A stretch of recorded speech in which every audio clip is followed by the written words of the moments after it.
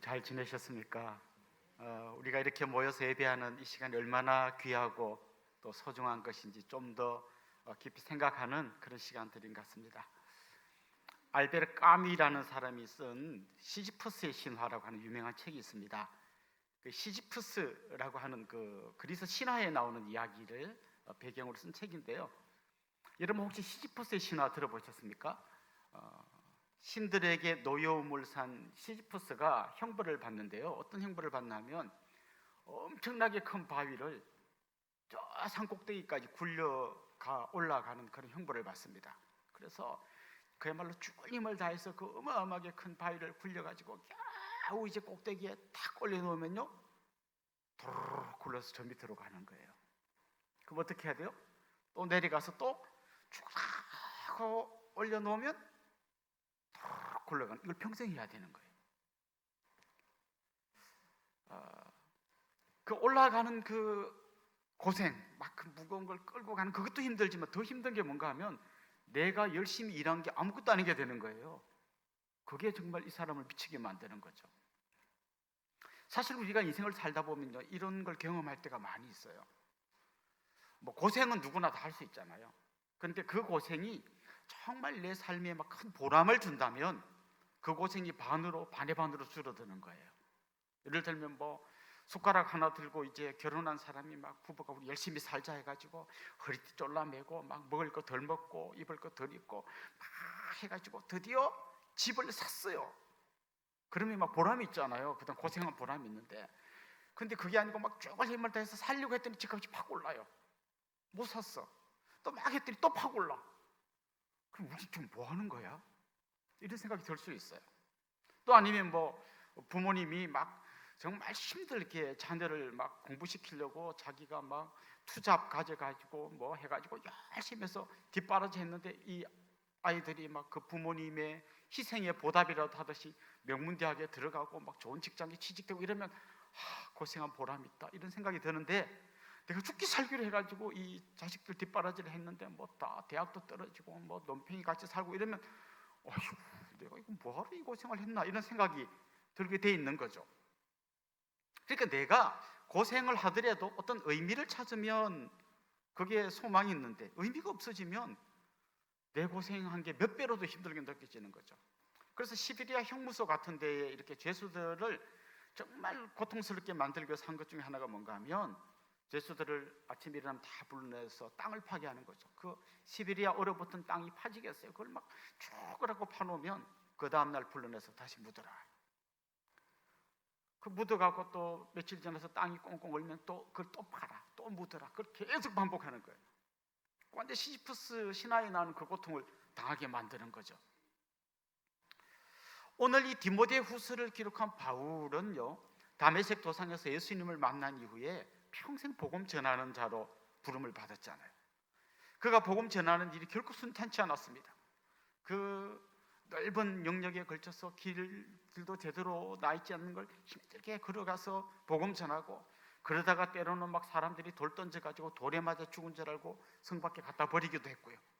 어떨 때는 붙들려가서 감옥에 들어가기도 했고요. 막 매를 맞기도 했고요. 나중에 그가 고백한 말을 들어보면 40에 하나 감한 매를 5번이나 맞았다, 이런 표현이 나옵니다.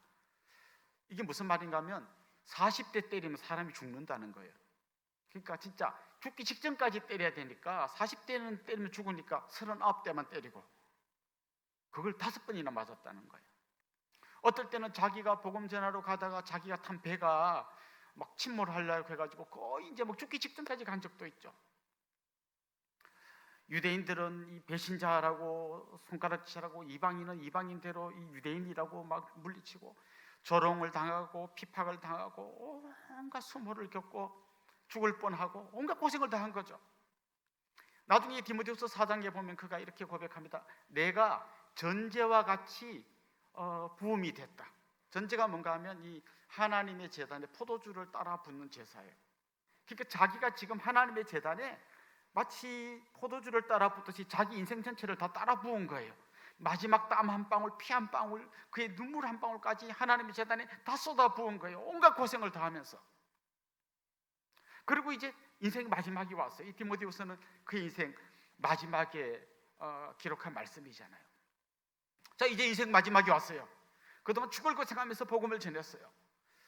근데 지금 그가 맡고 있는 상황은 어떤 겁니까? 그는 여전히 감옥에 지금 들어가 있어요. 이제 사형 받을 날이 가까이 오고 있다는 걸 자기도 알고 있어요. 평생 주님 나라 위해서 복음 전하고 평생 주를 위해 살았는데 마지막이 감옥이고 마지막이 사형이에요. 죽음이에요. 또 오늘 본문에 그런 표현이 나옵니다. 아시아에 있는 사람들이 다 나를 버렸다. 아시아에 있는 모든 사람이 나를 버렸다. 이 말하고 좀 대조되는 말이에요. 사도행전 19장에 나오는데요. 이런 표현이 나와요. 아시아에 사는 자는 유대인이나 헬라인이나 다 주의 말씀을 들었다. 아시아에 있는 사람은 전부 다 주의 말씀을 들었다. 그게 소망이 있는 이야기잖아요. 근데 막판이 오니까 아시아에 있는 모든 사람들이 다 나를 버렸다. 그리고 버린 사람 중에는 부겔로와 허모게네가 있다. 그 부겔로와 허모게네가 어떤 사람인지는 모르지만 이렇게 이름을 거명하고 디모데한테 이야기하는 걸로 봐서 둘 다 잘 아는 사람일 것이고 아마도 추측건데 정말 바울의 오른팔같이 왼팔같이 그 옆에서 열심히 돕던 사람일 거예요. 그런데 그런 사람들조차 바울이 감옥 갇히니까 다 버려버렸다는 거죠. 평생 하나님 나라 위해서 일하고 온갖 죽을 고생 다 하고 온갖 조롱을 당하고 수모를 겪었는데 마지막에 오니까 훌륭한 목회자 바울 선생님하고 모두가 존경하고 박수치고 정말 그래도 노예는 평안히 이렇게 인생이 마무리되면 좋겠는데 너무 자기가 한 그 열매가 이게 뭐지? 라고 하는 상황까지 와 있는 거예요. 자기는 이제 감옥 갇히고 좀 있으면 죽을 거고 사람들은 다 나를 버렸고 그럼 이게 제대로 복음이 앞으로 전해지겠습니까? 그 다음 자기가 그 흘린 땀은 다 어디로 간 겁니까? 너무 허무해지는 거. 마치 시지퍼스의 그 신화에 나오는 이야기처럼 뭐 내 인생은 이게 뭐지? 이럴 것 같은 상황이에요. 그는 정말 감옥 한켠에 널브러져 가지고 아유 정말 될 대로 되라 뭐 내 인생 이게 뭔가 이러고 있을 것 같아요. 그런데 이 디모데후서를 펼쳐보면 바울이 그렇게 하고 있을 것 같은데 아니에요. 전혀 다른 모습을 우리에게 보여줘요. 그는 여전히 나는 복음을 부끄러워하지 않는다 이렇게 당당하게 이야기하고 있어요. 그는 굉장히 지금 확신에 차 있고요. 자기가 지금 걸어온 길 자기가 밟아왔던 그 한 발자국이 너무나 소중하다는 확신을 갖고 있어요. 그리고 더 나아가 이렇게 말합니다. 8절 말씀에 보면요, 자기가 아들처럼 아끼는 디모데에게 이렇게 이야기해요. 그러므로 너는 내가 우리 주를 증언함과 또는 주를 위하여 갇힌 자 된 나를 부끄러워하지 말고 오직 하나님의 능력을 따라 복음과 함께 고난을 받아라. 자, 지금 자기 아들이나 마찬가지 아니 아들보다 더 사랑하는 제자예요. 이제 자기는 이제 죽을 날이 가까워 왔어요. 이제 마지막 뭔가를 이야기하는 순간이에요. 아마 이럴 것 같아요. 아마 여러분 중에서 막 사업을 하시는 사장님인데 사업이 너무 잘 되고 회사가 너무 탄탄하고 막 알차요. 그럼 자식한테 물려주고 싶잖아요. 아들아, 너 괜히 무슨 대기업이라고 들어가봐야 별거 없어. 아빠가 하던 일을 네가 물려받아. 이거야 보기는 이래도 아주 알짜배기야. 막 이렇게 물려주고 싶을 거 아니에요. 근데 반대로 아버지가 막 저 시골에서 누구 땅 빌려가지고 겨우 농사 좀 지어가고 하루 종일 일하고 막 1년 내내 땀 흘리고 해갖고 그 땅 빌린 값 주고 나니까 요만큼 남는 거 이걸 겨우 먹고 사는데 아들아 너도 와서 농사 지어라 이럴 부모님 잘했거든요. 아들아 너는 이 애비 고생한 이 길로 오지 말고 너는 저 서울로 올라가가지고 너 좀 출세해라 막 이러고 싶잖아요. 그러니까 내가 좋은 거 있으면 물려주고 싶고 내가 너무 힘들면 자식들이 내 길 안 따라오기를 원할 거 아니에요. 근데 지금 바울은 디모데한테 뭐라고 이야기하는가 하면요, 디모데야 내가 해보니까 너무 힘들다. 그러니까 너는 나 따라오지 말고 너는 네 길 가라 이래야 될 것 같은데 바울은 결정적인 순간에 디모데에게 뭐라고 이야기하는가 하면요, 디모데야 복음을 부끄러워하면 안 돼. 그리고 이 고난받는 게 얼마나 영광인지 알아야 돼. 너 나와 함께 같이 고난받고 이 복음 전하자. 지금 마지막에 그 얘기를 하고 있는 거예요. 그러니까 그는 자기가 한 일이 허무한 일이 아니고 너무나 의미 있는 일이라고 생각할 뿐만 아니라 너무 이 소중한 일을 자기 자식 같은 디모데한테 물려주고 싶은 거예요. 너도 나처럼 이 길 가면 좋겠다. 너도 내가 했던 것처럼 복음 전하고 그것 때문에 때로는 고난받고 심지어 막 감옥에 갇히고 어쩌면 이렇게 막 사형당할지도 모르지만 그래도 너 그 길 가면 좋겠다고 막 당당히 말하는 거예요. 그래서 우리가 한번 질문을 던져보아야 하는 거죠. 도대체 바울은 뭔 생각 가지고 이렇게 말하는 걸까? 그럼 지금 무슨 생각을 하고 있기에 자식한테라도 막 자식 같은 디모데한테 이걸 물려주고 싶을 만큼, 이걸 따라하라 할 만큼, 같이 일하자고 할 만큼 그렇게 대단한 자부심을 갖고 있을까? 그건 어떤 이런 절망적인 상황 속에서 어떻게 그렇게 당당할 수 있을까? 이런 질문을 던져보아야 하는 거죠.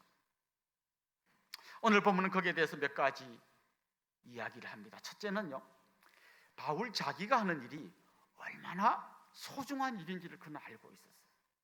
그래서 복음을 전하고 있었는데 자기가 전하는 이 복음이 얼마나 위대한 일이고 얼마나 엄청난 일인지를 알고 있었어요. 여러분, 복음이라고 하는 거는요, 그냥 그 복음을 듣는 사람이 막 마음이 좀 편안해진다거나 뭐 삶의 지혜를 얻는다거나 이 정도가 아니에요. 오늘 본문 10절 말씀을 한번 보십시오. 그는 복음에 대해서 아주 요약을 이렇게 하고 있습니다. 이제는 우리 구주 그리스도 예수의 나타나심으로 말미암아 나타났으니, 같이 한번 읽어볼까요? 그는 사망을 피하시고 복음으로써 생명과 썩지 아니할 것을 드러내신지라. 여기 아주 반대되는 두 가지 단어가 나와요. 하나는 사망이고요, 하나는 생명입니다. 사망이 뭐예요? 아담이 범죄한 이후에 인간에게 찾아온 가장 무서운 이 형벌이 사망입니다. 사망의 1차적인 의미는 하나님과 분리되는 거예요. 하나님 인간을 만드셨는데 그 하나님과 분리됐다는 말 한마디로 끝장났다는 거예요. 그게 영적인 죽음입니다. 그 영적인 죽음의 결과로 육체적인 죽음이 옵니다. 그리고 마지막에는 영원한 죽음, 다시는 하나님과 하나 될 수 없는 영원한 분리, 지옥이죠. 사실 지옥은요, 거기 뭐 누가 막 불 갖고 막 우리를 막 이렇게 막 달군 걸 막 찢고 막 아프고 막 이거가 고통스러운, 그게 진짜 핵심이 아니고 이제는 하나님과 영원히 같이 할 수 없다는 이 완전한 분리, 이게 가장 절망적인 거거든요. 그러니까 결국 인간을 보면 막 땀 흘려서 일하고 뭐 한잔하고 나면 기분 좋고 노래 부르고 뭐 그런 데가 괜찮은 것 같아 보이지만 사실은 그 사망이라고 하는 어두운 그늘에 눌려가지고 그렇게 평생 살다가 끝나는 것도 아니고 더 깊은 사망으로 빠져드는 게 인간의 모습인 거죠.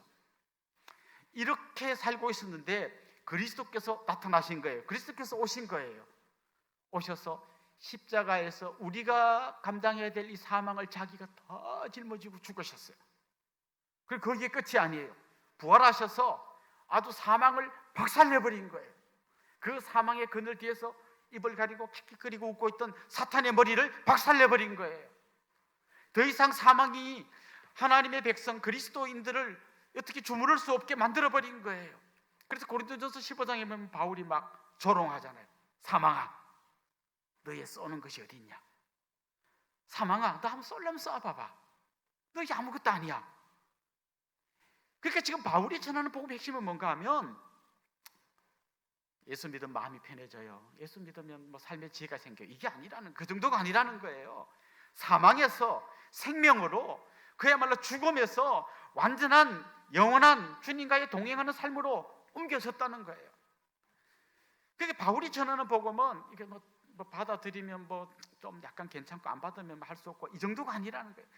이 복음을 받아들인 사람은 그야말로 절망에서 소망으로, 슬픔에서 기쁨으로, 죽음에서 생명으로 완전히 인생이 뒤바뀌는 대역전의 드라마가 펼쳐진다는 거예요. 그는 지금 자기가 이 복음을 전하고 있다는 거예요. 이 복음을. 그러니까 자기가 지금 이러다가 죽어도 좋을 만큼 너무너무 소중한 복음을 전한다는 확신이 있었던 거죠. 결코 나는 이 시지프스가 당한 의미 없는 희생을 한 게 아니라는 거예요. 나는 이 엄청난 일을 하다가 이 정도 고생하는 건 아무것도 아니라는 그런 생각을 하고 있는 거죠. 사실 한 생명이 태어나려면요, 엄청난 산고를 겪어야 하잖아요.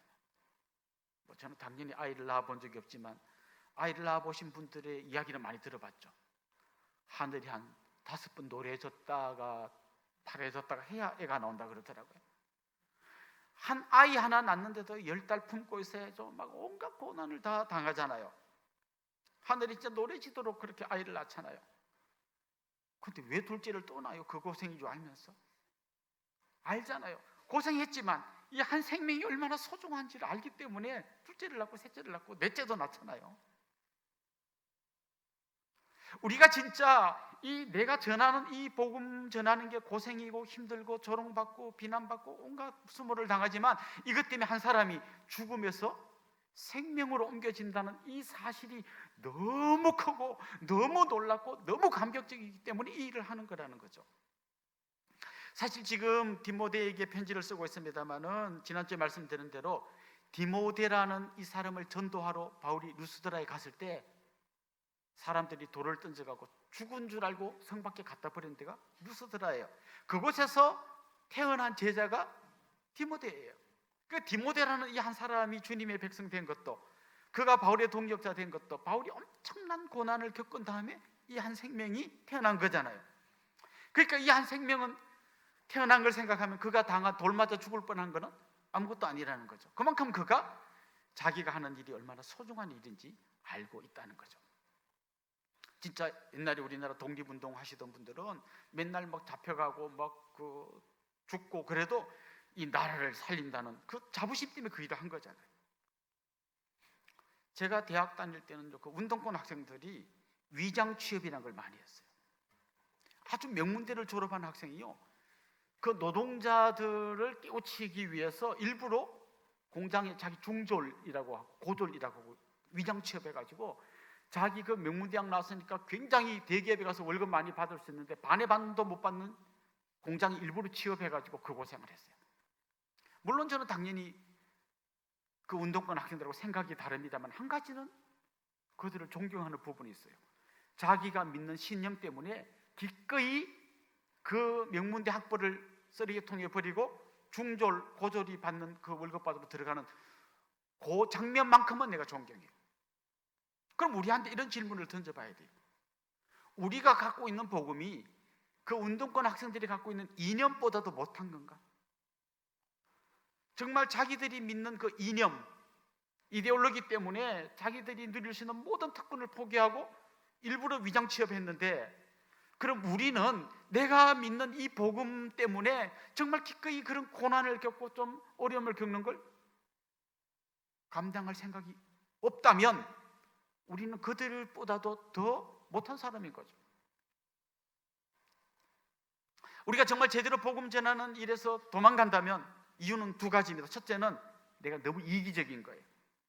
내가 죽으면서 생명을 옮겨졌으니까 뭐 됐고 당신들이 알아서 하고 당신들은 알아서 하고 나는 일단 생명을 얻었으니까. 그럼 너무 이기적인 거잖아요. 우리 시어머니 돌아가시면 뭐 열심히 믿을게요. 시어머니는 당연히 죽음에 거기 노출시켜놓고 나는 그때부터 열심히 나는 생명의 길로 이렇게 불효막심한 며느리가 어디 있습니까? 이기적이거나 아니면 안 믿거나 이 복음의 영광을 안 믿거나 사망에서 생명을 옮기는 이런 걸 안 믿거나 믿는데도 그러면 이기적이거나 딱 둘 가지밖에 없어요.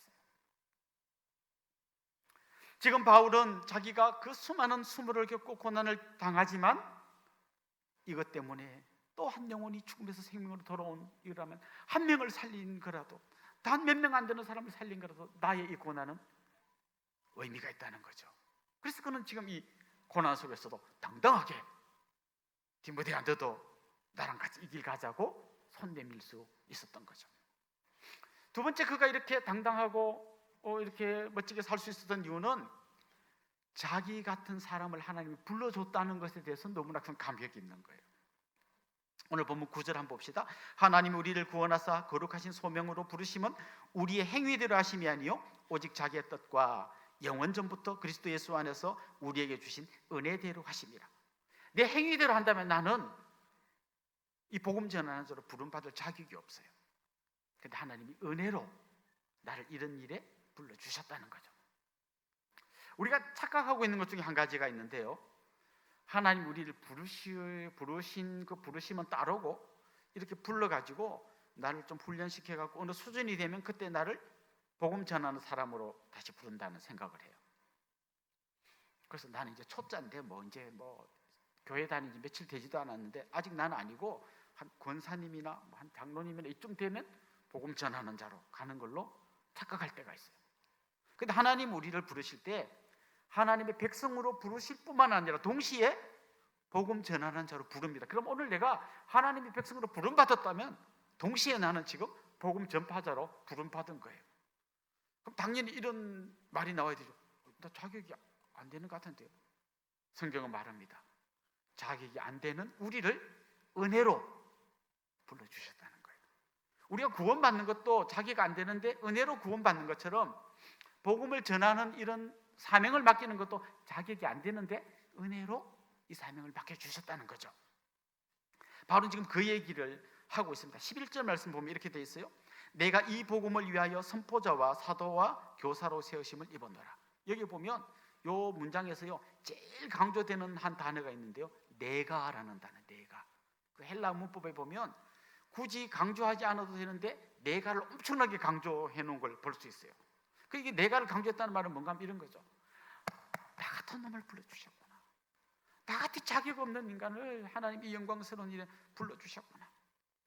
이 엄청난 일에, 사망에서 생명을 옮기는 이 어마어마한 일에 나 같은 죄인을 불러주셨구나. 나를 지금 이렇게 이야기하고 있는 거죠. 뭐 아는 형님이 너 와서 알바하는데 좀 도와라, 이런 일에만 불러줘도 그 얼마 주는데 이거 일당 좀 세, 이러면 고맙잖아요. 그 정도만 해도 고마운데 그 정도가 아닌 거죠. 사망에서 생명을 옮기는 이 어마어마한 일에 자격 없는 나를 불러주셨구나. 거기서 그가 당당함이 있고, 그것 때문에 그가 감격이 있고, 곧 죽어가는 운명인 걸 뻔히 알면서도 그 안에 기쁨이 있을 수 있었던 거죠.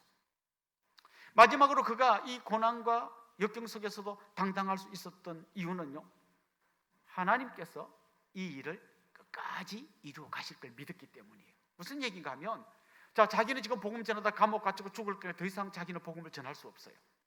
자기 뒤를 이어서 복음 전할 디모데를 보니까 너무 약하고 두려워하고 할 수 있겠나 싶은 사람이에요. 그리고 웬만큼 믿었던 사람은 다 자기를 배신하고 도망갔어요. 좀 망한 거잖아요 이제. 근데 그는 이렇게 말하고 있어요. 12절 한번 보십시오. 이로 말미암아 내가 또 이 고난을 받되 부끄러워하지 아니하면 내가 믿는 자를 내가 알고, 내가 믿는 자, 그 하나님이 어떤 분인지를 내가 안다는 거예요. 그 다음 뭐라고 말합니까? 또한 내가 의탁한 것을 그날까지 그가 능히 지키실 줄을 확신합니다. 그는 알아요. 자기는 이제 더 이상 복음 전할 수 없고 다음 남겨진 사람들은 도망갔고 좀 비리비리한 인간만 남아있는 것 같지만, 우리에게 하나님이 맡겼었지만 결국 이 일을 이루시고 이 복음을 끝까지 지키가실 분은 하나님이시라는 거예요. 그걸 믿으니까 두 다리 뻗고 그가 이제 잠을 잘 수 있다는 거죠. 종종 우리는 우리의 약함 때문에 두려워합니다. 과연 내가 복음 전할 수 있을까? 나는 이렇게 학벌도 짧고 이런데 막 박사님 이런 사람에게 복음 전할 수 있을까? 이런 두려움이 생겨요. 오늘 동창회 가는데 가서 내가 한번 오랜만에 만나는 이 친구들, 진짜 20년 만에 친구들에게 그래도 좀 복음을 전해봐야지, 막 이런 소망을 갖고 이제 딱 가는 거죠. 근데 일단 나는 가면서 막 이런 걱정을 하면서 가죠. 서울은 주차비가 비싸다던데 어떡하지? 뭐 그래도 경차니까 반 깎아주니까 그래도 한 12,000원 내면 될까? 막 이렇게 이제 막 그거 12,000원 걱정하면서 딱 가는데 주차장에서 친구들이 탁 문 열고 내린 데 보니까 막 외제차 타고 딱 내리는 거죠. 그거 막 밥 먹고 막 밥값 엄청 세다 하는데 막 한 친구가 내가 계산할게 하더니 막 카드 꺼내가지고 200만 원 확 끄고 할 때, 내가 그 경차 타고 와가지고 주차비 걱정하던 내가 그 친구에게 복음을 전하려고 하는 순간 기가 팍 죽는 거죠. 이게 사실 사탄이 우리에게 주는 두려움이거든요. 네 같은 게 뭘 한다고 믿겠냐? 야, 네 생각해봐라. 네가 반대로 돼가지고 막 비리비리한 애를 보고 네가 엄청 잘하면서 막 팍 쏘면서 너도 예수 믿으면 나처럼 잘 돼? 이렇게 하면 될 건데 뭐 비리비리한 네가 이렇게 하면 뭐, 아유 친구들이 보더니 아이고 너나 잘했어 이럴 것 같은 막 두려움이 오는 거죠. 그때 우리가 기억해야 될 게 있는 거죠. 나는 전하는 자고 결국 이루시는 분은 하나님이시다. 예. 사실 기독교 역사에 보면요, 노예가 전한 복음을 주인이 받아들이고 믿는 놀라운 일들이 얼마나 많았습니까? 저 말단 어떤 그 신하가 말하는 말을 듣고 왕이 복음을 받아들인 일 있지 않습니까? 때로는 죽어가는 사형수가 남긴 한마디 말이 남아있는 권력자의 비수같이 꽂히면서 그가 그리스도인이 되기도 하지 않습니까? 이건 하나님이 하시는 거죠. 하나님이. 우린 절대 혼자가 아닙니다. 우리를 하나님이 사용하시지만 결국 이 일을 마침내 이루실 분은 하나님이십니다. 14절 말씀 보면 이렇게 이야기해요. 우리 안에 거하시는 성령으로 말미암아 내게 부탁한 아름다운 것을 지키라. 디모데 솔직히 약해, 잘 못할 것 같아요. 그렇지만 디모데 안에 성령님께서 계시다는 걸 그걸 믿는 거예요. 그 성령님께서 저 디모데를 격려하고 힘주시고 깨닫게 하시고 말씀이 막 생각나게 하고, 그래서 결국은 복음 잘 전해질 걸 그건 확신하고 있는 거예요. 그러니까 그가 당당할 수 있었던 것이죠. 이 엄청난 복음을 자격 없는 우리가 전하지만 하나님이 끝까지 일하신다는 것이죠. 지금 우리 교회를 한번 보십시오. 주일날 막 1000명, 막 1100명 와서 앉을 자리가 없어서 뭐 보조의자 꺼내가지고 막 통로에 앉고 하던 우리 교회를 한번 보십시오. 30%밖에 못 들어옵니다.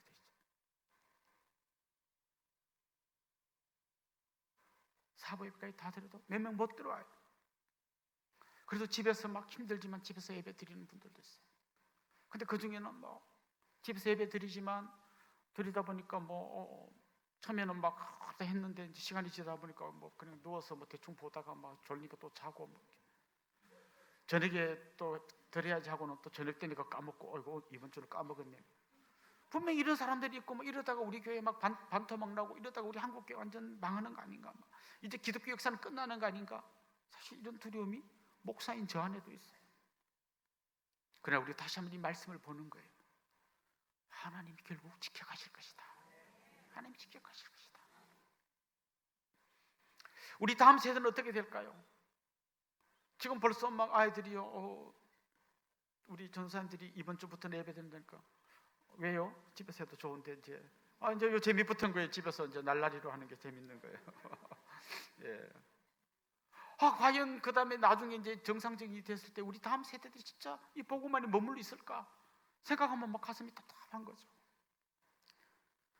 그래도 우리가 그 가운데서도 담대할 수 있는 것은 하나님이 결국 일을 하실 것이다. 성령님께서 저들을 끌고 가실 것이다. 여기에 대한 확신이 있기 때문이에요. 이건 단지 복음 전파만의 일이 아니에요. 여러분 하루의 일상을 한번 생각해 보십시오. 여러분 요즘 살만 나십니까? 여러분 인생이 어떤 것 같습니까? 아유, 종일 회사 가서 뭐 단순 차고 뭐 요거 올려놓고 컨베이어 벨트 또 올려놓고 그거 하루 종일 하다 오는데 막 손목은 아프고, 내가 지금 뭐 하고 있는 거야? 이거 뭐 하고 있는 거야? 또 막 아이들 학교 못 가고 집에서 아이들 챙기시는 그 주부들은 있죠. 아침 해 먹이고 설거지하고 조금 어떻게 청소 좀 해놓으면 또 점심 해야 되고, 점심 해주고 설거지하고 빨리 하고 나면 또 저녁 해야 되고, 저녁 먹이고 설거지하고 나면 빨래 말른 거 걷어서 개고 나면 자야 되고, 이거 뺑뺑이 돌고 있는 거예요. 도대체 우리 뭐 하는 건가요? 여러분, 진짜 내 인생의 의미는요, 내가 뭔가 대단한 일을 함으로써 찾는 게 아니라 내가 하는 일이 복음과 연결될 때 우리는 의미를 찾을 수가 있어요. 내가 이렇게 밥에 먹이고 우리 아이들을 챙기면서 그래도 이 아이들 신앙 가운데 키워서 믿음을 개성해 줄 수 있다면, 내가 밥에 먹이고 설거지하고 돌아서서 빨래 개고 하는 게 허무한 일이 아니고 너무 중요한 일이다. 이게 예배고, 이게 정말 복음을 전하는 한 현장이라는 걸 우리가 알아야 되는 거죠. 그 아이들이 학교 간 다음에 이제 이렇게 청소를 하다 보면 뭐 양말 벗어놓은 거, 막 먹다 남은 막 그 음식물 그릇 막 화가 날 수 있죠. 내가 무슨 친의 종단이고 언제까지 이런 일을 해야 되나요? 그런데 그 전에 여러분 기도하고 하시. 하나님, 오늘 내가 이 청소를 통해서 예배를 드릴 텐데, 정말 이 청소를 통해서 이 복음 전하는 일에 내가 조금이라도 숟가락을 올려놓을 텐데, 하나님 이 예배 중에 기쁨이 넘치게 해주십시오. 그리고 여러분 청소 한번 해보세요. 그때 여러분 무의미한 일이 아니라 내가 얼마나 소중한 일을 하는지를 깨닫게 될 거고요. 내가 오늘 공장 가서 단순한 이 컨베이어 벨트에 올려놓는 이걸 하지만, 그래도 내 속에 계시는 그리스도 때문에 내가 복음의 향기를 내뿜는 하루가 되어야겠다. 그러고 오면 나는 단순히 의미 없는 일을 반복하다 온 게 아니라 이 복음 전하는 일에 한켠에 내가 소중한 일익을 감당한다는 걸 깨달을 때 더 이상 나는 무의미한 일을 하다 온 사람이 아니라 너무나 귀하고 너무 복된 일을 하다 오는 사람으로 바뀌게 되는 것이죠. 사랑하는 성도 여러분, 정말 오늘 전한 이 말씀의 세 가지 중요한 대지를 기억하시면 좋겠어요. 우리는 엄청난 복음을 전하는 일을 하고 있다. 죽음에서 생명을 옮기는 엄청난 복음을 전하는 일을 하고 있다. 그런데 이 일을 맡은 나는 너무 부족한데도 불구하고 하나님이 은혜로 이걸 나한테 맡겨주셨다. 그리고 내가 이거 끝까지 못 해낼 것 같은 이 일을 하나님께서 마침내 이루실 것이고 성령님께서 도우셔서 마침내 완성하실 것이다. 이게 여러분 안에 잘 내면화될 때 아무리 힘들고 어려운 일을 만날지라도 기쁨 가운데서 담대함으로 나아가는 능력 있는 그리스도인이 될 줄로 믿습니다. 여러분 한 분 한 분이 그런 복된 삶을 살 수 있기를 주님의 이름으로 축원합니다. 기도드리겠습니다. 살아계신 우리 하나님 아버지, 연약하고 부족하고 자기가 안 되는 우리에게 사망에서 생명으로 옮겨지는 엄청난 복음을 알게 해주시니 감사합니다.